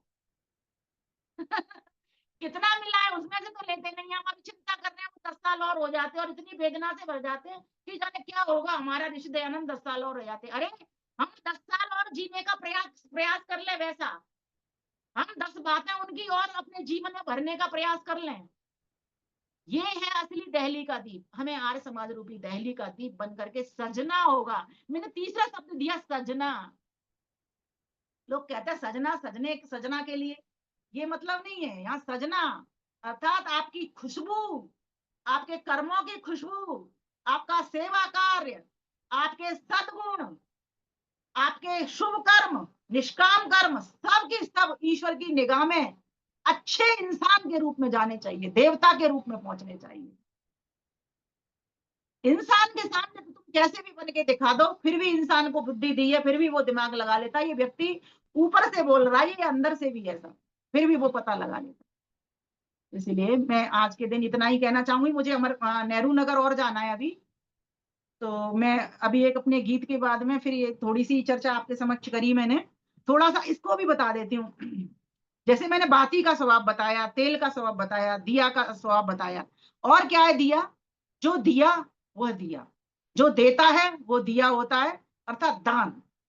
आप कितना दान करते हो? हम रोज बोलते हैं शतहस्त समारा सहस्रश संग्रह, 100 हाथों से कमाओ 1000 हाथों में पहुंचाओ, डेली बोलते हैं। या 1000 हाथ अपने बना करके उस 100 जो इतना कमाया है आपने उसको अपने 1000 हाथ बना लो उसके, अर्थात 1000 हाथों में वितरण कर दो उसको। ये भी इसका एक माध्यम हो सकता है, कहने का ढंग हो सकता है। तो कई इसके तरीके हैं। तो कहा दिया वही है जो देता है, बाकी तो लिए आए, हम तो सारे लिया है। अगर कहीं से कोई वस्तु हमको मिलती है तो हम क्या कहते हैं, बड़े खुश होते हैं। लेकिन जब हम देंगे तब खुशी को देखना, आत्मिक खुशी आपको। देखिए दोनों खुशियों में अंतर है। आप जब किसी को देते हो आपको आंतरिक इतनी खुशी होती है, आप हर वक्त अपने आप उस खुशी से भरे रहते हो। लेकिन जब आप उससे लेते हो उसी वक्त की आपकी खुशी है बस, फिर आपकी आगे की कोई खुशी नहीं है। आपको उसको बरत लेते हो काम आपका खत्म हो जाता है। लेकिन जिसको आपने दिया है तब आप सही मायने में दिया बंदो। तो देना क्या, अब इसको समझिए। आपको देना वो जो समाज में आज बहुत कम मात्रा में है। एक व्यक्ति की विशेष की बात नहीं कर रही, कभी अभावग्रस्त बस्तियों की भी बात नहीं कर रही मैं अज्ञान से ग्रसित बस्तियों की बात कर रही। आज चारों ओर अज्ञान पसरा हुआ पड़ा हुआ है, वहां पर हमको लाइट दान करनी है। इसलिए कहा जाता है ना, दीपों का दान बहुत बड़ा दान होता है। मात्र ये वाले दीप नहीं जो सिर्फ मिट्टी के हैं, ये भी दान करिए, खूब करिए, जगह जगह जलाइए, मना नहीं है। कुम्हार के घर दिया कैसे जलेगा? आप अगर मिट्टी के नहीं लोगे तो कुम्हार के घर दिया कैसे जलेगा भाई? उसके यहाँ चूल्हा कैसे जलेगा? वो तो हमको लेना ही लेना है, संकल्प लेके जाना। अगर आप सही मायने में दीप बनना चाहते हो तो रूप चतुर्दशी है ना, वो क्या संदेश देती है? वो यही संदेश आपको दे रही है कि रूपवान बन जाओ, नरक से पीछा छुटाओ। नरक क्या है? अविद्या नरक है जिसमें दुख है। स्वर्ग क्या है? विद्या सुख है। यही तो महर्षि की परिभाषा है। नरक किसको कहते हैं? दुख विशेष को। स्वर्ग किसको कहते हैं? सुख विशेष को। बस यही दो बात तो उन्होंने कही है। तो हमको क्या करना पड़ेगा? इस अविद्या को मिटाने के लिए तत्पर रहना पड़ेगा और रूपवान बनना पड़ेगा। और रूपवान कैसे बनेंगे? एक तो क्रीम पाउडर लगा करके हम बैठ गए, ये रूप है, बाह्य रूप है। ये बाह्य रूप थोड़ा सा आकर्षित तो करेगा, लेकिन जैसे ही वाणी खुलनी शुरू हुई वैसे ही कर्कशता निकली इसमें से, आदमी दूर भागेगा। कोयल कितनी काली है लेकिन स्वर कैसा है उसका, सारे लोग आते हैं। अरे भाई एक दिन की बात बताती हूँ, बड़ी मस्त मस्त। एक बार कोयल और कौआ में झगड़ा हो गया है ना। कौआ पहुंचा कोयल के पास, बोले झगड़ा किस बात पे हुआ था? कि बोले सब तुझे। तो कौआ बोला कोयल चाची सब तुझे प्यार करते हैं, मुझे तो सब ढेले मार मार के उड़ा देता। कहता अशुभ हो गया, बाल उस पर आ गया, तू मुडेर पर आ गया, अशुभ कर दिया तूने। कोयल बोले कहाँ जाऊं मैं? पाकिस्तान चला जाऊं, अफगानिस्तान चला जाऊं, अमेरिका चला जाऊं, कहाँ चला जाऊं, दुबई चला जाऊं, बता तो सही। कोयल चाची कुछ तो बता मुझे। बोले मेरे प्यारे तू कहीं मत जा, बस अपनी होली बदल ले। ये है आपका रूप, ये वाचा का रूप, वाणी का रूप। और आंखों का रूप सकारात्मक सोच, आशावादी दृष्टिकोण हमेशा बना करके रखना, आपकी रूप चतुर्दशी खिल जाएगी। यही तो प्रकाश है, यही तो आर्य समाज सिखा रहा है हमको। कितने नियम दिए हमें? 10 नियम। 10 नियमों में से कोई एक नियम पकड़ लो, चाहे पीछे से पकड़ो, चाहे बीच में से पकड़ो, चाहे ऊपर से पकड़ लो, सिर्फ एक पकड़ना, सारे के सारे चले आएंगे आपके साथ। बोल के देखो। सब सत्य विद्या और जो पदार्थ विद्या से जाने जाते हैं उन सब का आदिमूल परमेश्वर है। अगर आपने ये बात पकड़ ली ना तो बाकी के 10 नियम घटा लेना आप बैठ करके, ये नई व्याख्या हो जाएगी मेरी, नहीं तो इसलिए मैं उसको नहीं कहूंगी। और मैं उस गोपाल दास नीरज की कविता को पूरी करके, क्योंकि मुझे निकलना है, अब विराम दूंगी आज इसी के लिए। सृजन है अधूरा अगर विश्व भर में, कहीं भी किसी द्वार पर है उदासी। मनुजता नहीं पूर्ण तब तक बनेगी कि जब तक लहू के लिए भूमि प्यासी। चलेगा सदा नाश का खेल यूं ही, भले ही दिवाली यहाँ रोज आए। जलाओ दिए पर रहे ध्यान इतना, अंधेरा धरा पर कहीं रह न जाए। मनुजता नहीं पूर्ण तब तक बनेगी कि जब तक लहू के लिए भूमि प्यासी। आप मनुज नहीं हो, आप पशु हो। जब तक वेदना नहीं है कि मुझे अंधकार मिटाना है, चाहे मुझे तलवार मिले, चाहे मुझे कटार मिले, चाहे कोई मेरे सिर को दो फाड़ करे, जब तक मेरे अंदर इतना जुनून नहीं होगा तब तक मैं मनुज नहीं हूं, फिर तो मैं पशुवत हूं, बिल्कुल पशु की तरह। जैसे वो भोग भोग रहा है ठीक उसी प्रकार, जबकि मनुष्य तो उभय योनि का प्राणी है, इसको तो इतनी ताकत मिली हुई है। ये अपनी ताकत को पहचाने और अपने कर्म को, अरे अपने दीपक स्वभाव को पहचाने। ईश्वर ने भी दिया बनाया है हमको, देखो देने का स्वभाव। पशु पक्षी दे नहीं सकते, हम दे सकते हैं। और दान कहाँ से होता है? ये मन बुद्धि के निर्णय से होता है। मन में विचार आता है, बुद्धि इसको सोचती है, उस तरह के हाथ बनाए देने के लिए, आगे बढ़ाने के लिए, उठाने के लिए किसी को। मनुजता नहीं पूर्ण तब तक बनेगी कि जब तक लहू के लिए भूमि प्यासी। चलेगा सदा नाश का खेल यूं ही, भले ही दिवाली यहाँ रोज आए। जलाओ दिए पर रहे ध्यान इतना, अंधेरा धरा पर कहीं रह न जाए। अंतिम पद सुनिए कितना सुंदर है। मगर दीप की दीप्त से सिर्फ जग में मिट ना सका है धरा का अंधेरा। उतर क्यों न आए नखत सब नयन के, नहीं कर सकेंगे हृदय में उजेरा। कटेंगे तभी ये अंधेरे घिरे सब, स्वयं धर मनुज दीप का रूप लाए। स्वयं धर मनुज रूप दीप का रूप लाए। जलाओ दिए पर रहे ध्यान इतना, अंधेरा धरा पर कहीं रह न जाए। अंधेरा धरा पर कहीं रह जाए। प्यारे भाइयों बहनों, हम दीप बनने के लिए आए हैं, कहीं ऐसा ना हो कोई हमें हमारे दीप को बुझा डाले। इसलिए स्वस्थ होइए, सरल होइए, घास के ऊपर चल कर के देखिए, कितने भी आप वजन वाली चीज रख देना घास मुड़ती नहीं। ऐसे प्रकाशित बनियो, आपका प्रकाश कोई बुझा न पाए। कितने भी तूफान आए, आंधी आए, आपका प्रकाश जलता रहे, आप प्रकाशित रहे।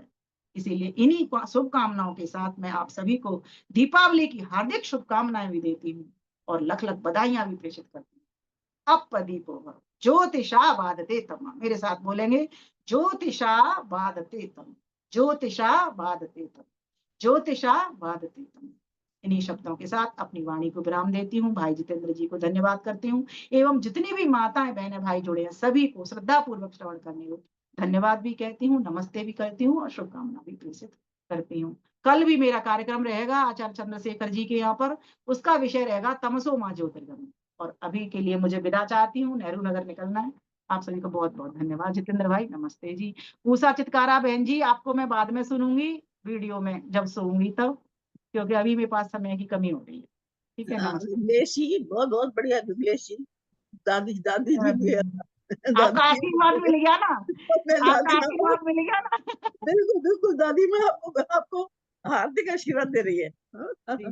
बहुत बहुत धन्यवाद आदरणीय दर्शनाचार्य विमलेश बंसल जी। बहुत सुंदर नमस्ते उद्बोधन। जी, आपको बाद में। दिल्ली के दीप सजें और हम अपने आप को दीप बनाएं। अब दीपो भव के माध्यम से बहुत सुंदर चर्चा उन्होंने की। वास्तव में जैसे एक दीपक, छोटा सा दीपक होता है लेकिन अंधेरे को अपने पास फटकने नहीं देता। कहता है कि मैं नन्हा सा दीप न जाने कितने निगल गया अंधियारे, मैं नन्हा सा दीप न जाने कितने निगल गया अंधियारे, जाने कितनी बार तिमिर ने सर पटका है आकर द्वारे, लाख हराना चाहा मुझको लेकिन मैं ना हारा, तूफानों को तन पर झेला पर बांटा उजियारा, तुम भी मेरी तरह बनो और बंद तिमिर के काटो, दूर करके अविद्या अंधकार उजियारे बांटो। इसी प्रकार हम भी अविद्या अंधकार को दूर करके उजाले बांटने का प्रयास करें, एक छोटे से दीपक से शिक्षा लेकर के। क्योंकि हम अगर सूरज नहीं बन सकते तो कम से कम दीपक बनने का प्रयास करें, और जितना हमारा सामर्थ्य है उतने सामर्थ्य के साथ में, पूर्ण पुरुषार्थ के साथ में हम जो है अंधकार को मिटाने का कार्य करें। अविद्या को, अंधकार को, अभाव को, जहाँ जो भी हमें नजर आए उसे मिटाने का प्रयास करें। बहुत सुंदर संदेश आदरणीय दर्शनाचार्य विमलेश बंसल जी ने दिया। बहुत बहुत धन्यवाद। आइए, कार्यक्रम का समय समापन की ओर है। मेरी प्रार्थना आदरणीय मैडम उषा चितकारा जी से, कृपया आए और सभी का धन्यवाद भी ज्ञापन करें, अपना आशीर्वाद भी हमें दें। आदरणीय मैडम उषा चितकारा जी। सभी को सादर नमस्ते। Am I audible? यस। बहुत सुंदर भजनों की श्रृंखला रही और विमलेश विदई जी ने बहुत सुंदर सब्जेक्ट चुना बोलने के लिए, दिल्ली पर सजे दीप। जैसे उन्होंने बताया कि भारत को हम दिल्ली समझें और अपने आप को एक दीपक, अपने आप को हम इस तरीके से समझाएं, चमकाएं, प्रकाशित करें अपने आप को स्वयं, कि उसका प्रकाश दुनिया में फैल सके। आवर पर्सनैलिटी एंड ज्ञान इतना हो कि we should be able to disseminate the gyan in this world where there is andhkar. जैसे कि हमने सुना और हमें मालूम है कि सत्य को जानने के लिए हमें असत्य को छोड़ना पड़ेगा, मतलब ज्ञान को प्राप्त करने के लिए अज्ञान को छोड़ना पड़ेगा, अविद्या को छोड़ना पड़ेगा। और सांख्य दर्शन में यही बताते हैं कि मुक्ति का मार्ग क्या है। मुक्ति का मार्ग है, श्लोक जो सूत्र वो पढ़ते हैं, ज्ञानेन मुक्ति। सिर्फ 2 वर्ड का है, ज्ञानेन मुक्ति। ज्ञान से मुक्ति मिलती है और इसके साथ विवेक से निष्काम कर्म करने से मुक्ति मिलती है, विवेक से निष्काम कर्म। और फिर तीसरा है उपासना।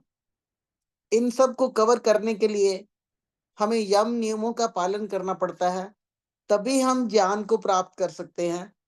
अगर हम खुद यम नियमों का पालन नहीं कर रहे तो हम वो चमकता हुआ दीपक नहीं बन सकते। सिर्फ कहने की बात रह जाएगी, वो इफेक्टिव नहीं होती। कहते हैं ना कि अगर कोई प्रकाश देना है तो one has to be exemplary. अपना चरित्र, अपना जीवन, अपनी पर्सनैलिटी, अपने ज्ञान को इतना वर्धन करें आर्षकृत ग्रंथों को पढ़ के कि हम दीपावली को सही रूप में मना सकें। दीपावली का मतलब है दीपों की लड़ी। तो हम सब एक एक जो मनुष्य हैं वो दीपों की लड़ी बन जाएं, सभी दीप जलें।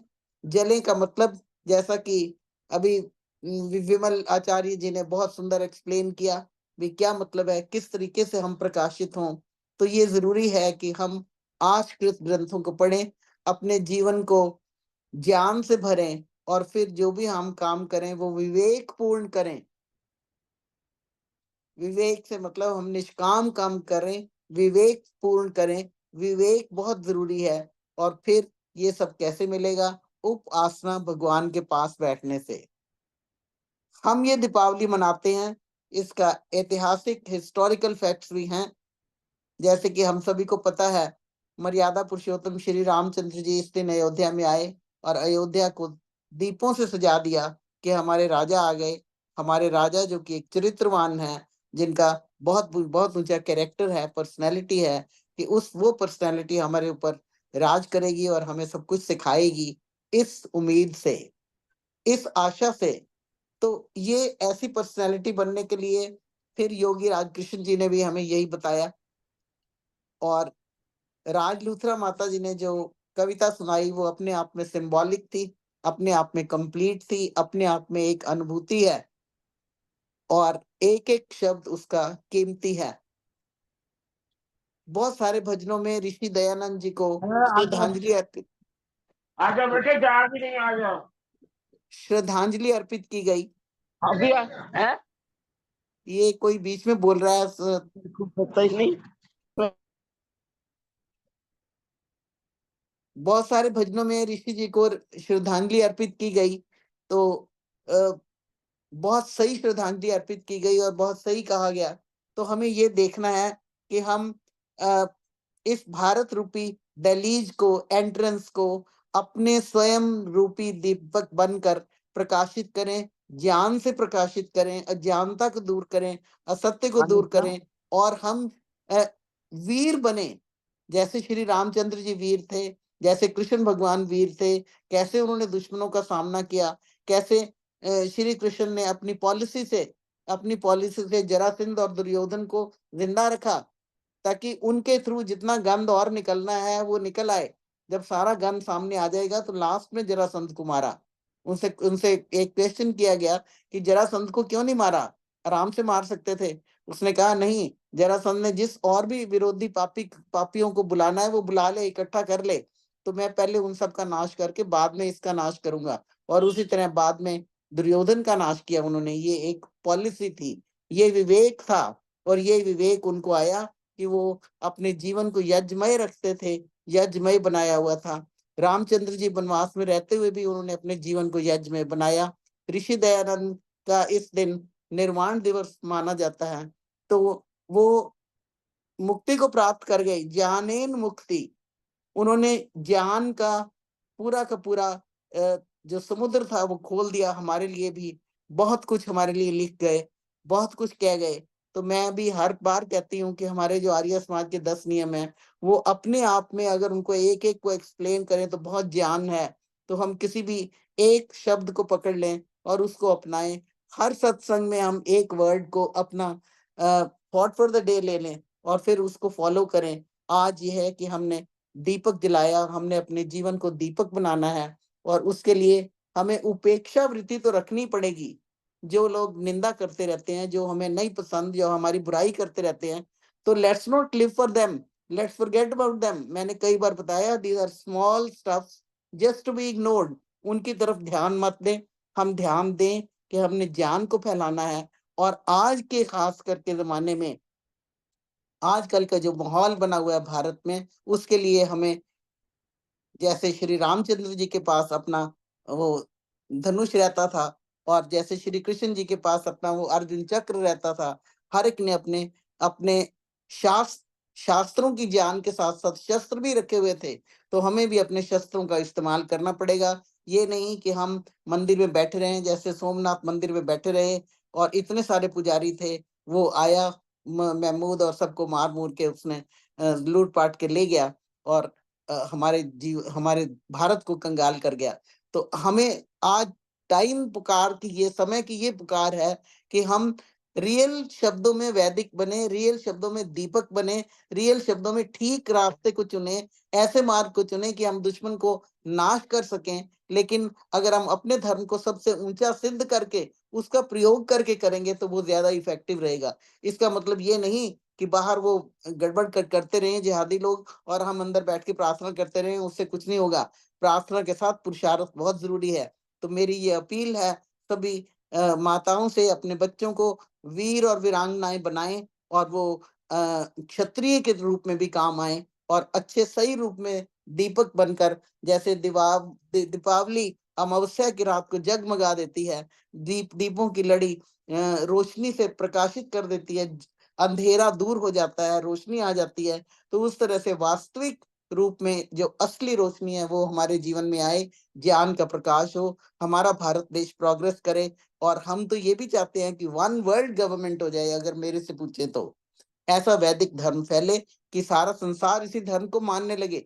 आप देखो मोदी जी जहां भी जाते हैं सारे लोग इसी धर्म को मानने लगे हैं, सनातन वैदिक धर्म को मानने लगे हैं। और बहुत से देशों में अब क्या है कि वो हाथ जोड़ के नमस्ते करते हैं। आपने देखा होगा जितनी बार ये लोग गए हैं। तो हम अपनी संस्कृति को इतना पक्का फैलाएं, हमारी वैदिक संस्कृति जो सबसे पुरानी है और जो कि मतलब 1 अरब 96 करोड़ कितने लाख ये जितने वर्ष पुरानी है, उतने ही पुराने हमारे वेद हैं, उतनी पुरानी हमारी संस्कृति है।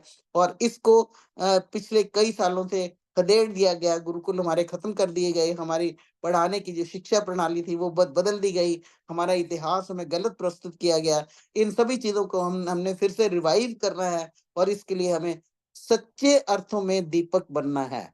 दीपक जो कि जगमगाता रहे, रोशनी फैलाता रहे, ज्ञान का हम फैलाते रहें। ज्ञानेन मुक्ति, ज्ञान से ही मुक्ति होगी। और फिर हमारे कर्म विवेकशील हों और निष्काम कर्म हों और हम उपासना में बैठें यम और नियमों का पालन करते हुए। ये तो बहुत लंबी सारी चीजें हो जाएंगी, बहुत ज्यादा हो जाएंगी।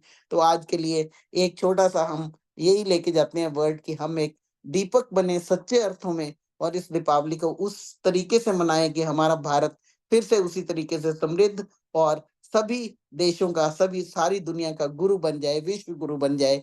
इसी के साथ मैं जितेंद्र जी को धन्यवाद करती हूँ और आशीर्वाद देती हूँ। सभी बहनों का, सभी भाइयों का बहुत ज्यादा धन्यवाद फॉर लिसनिंग पेशेंटली।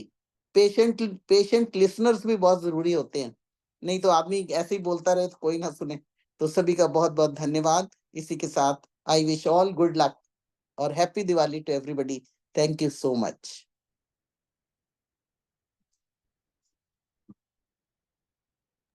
बहुत बहुत धन्यवाद आदरणीय मैडम उषा चित्कारा जी। बहुत सुंदर तरीके से आपने पूरे कार्यक्रम को समराइज किया और अपना भी संदेश दिया कि हम सभी दीपक बने और ऐसा दीपक बने जो जग को प्रकाशित करने का कार्य करे और उजाले को फैलाने का काम करे। अपने अंदर वो गुण लेकर के आए तो वो सारी बातें हम सब अपने जीवन में उतार सकें, अपने आप को दीपक बना सकें। यह आज का जो संदेश है तो हम अपने जीवन में उसे धारण कर सकें। समश्रुतेन गमे मही मा श्रुतेन विरादिशि। हम सुने हुए के अनुसार आचरण करने का प्रयास करें, तभी हमारा सुना हुआ सार्थक होगा। तो बहुत बहुत धन्यवाद आप सभी का, आदरणीय मैडम उषा चित्कारा जी का। मेरी प्रार्थना आदरणीय माता सुषमा यति जी से, कृपया अपना माइक ऑन करें और अपना आशीर्वाद भी शांति पाठ के रूप में हमें दें। आदरणीय माता सुषमा यति जी। नमस्ते जी, और सब बच्चों को प्यार, छोटों को, बड़ों को नमस्ते। बहुत सुंदर कार्यक्रम। उषा चित्कारा जी का तो क्या ही कहना, ये तो एक एक शब्द ऐसे कहती है ना, मेरा इसको बहुत आशीर्वाद है। बहुत बहुत धन्यवाद।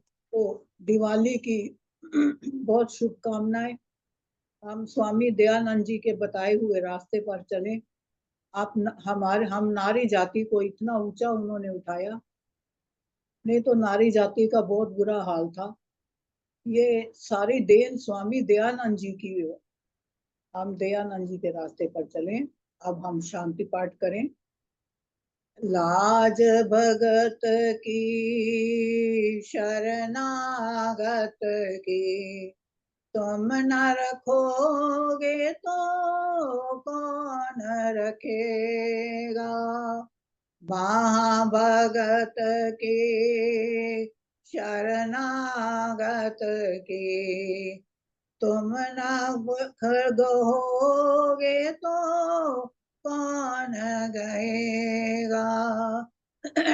पीर भगत के शरणागत के, तुम न हरोगे तो कौन हरेगा। तेर भगत के शरणागत के, तुम न सुनोगे तो कौन सुनेगा। झोले भगत के शरणागत के, तुम न भरोगे तो कौन भरेगा। ओम देव शांति अंतरिक्षम शांति पृथ्वी शांतिरपः शांति ओषधयः शांति वनस्पतयः शांति विश्वे देवा शांति ब्रह्म शांति सर्वगुण शांति शांतिरेव शांति सामा शांतिरेधि। ओम शांति शांति शांति। ओम जो बोले सो अवै। वैदिक धर्म की जय। महर्षि दयानंद की जय। जय हो। ब्रजानंद महाराज की जय। जय हो। पुरुषोत्तम रामचंद्र महाराज की जय। जय हो। श्री राय श्री कृष्ण भगवान की जय। जय हो। भारत माता की जय। जय हो। का पालन हो, आर्य समाज अमर अमर रहे, रहे, देश की ज्योति जलती जलती रहे, रहे, भारत का झंडा ऊंचा ऊंचा रहे, रहे, हर प्रकाश अमर रहे, भाषा अमर रहे, भाषा अमर रहे। वैदिक प्रणव ध्वनि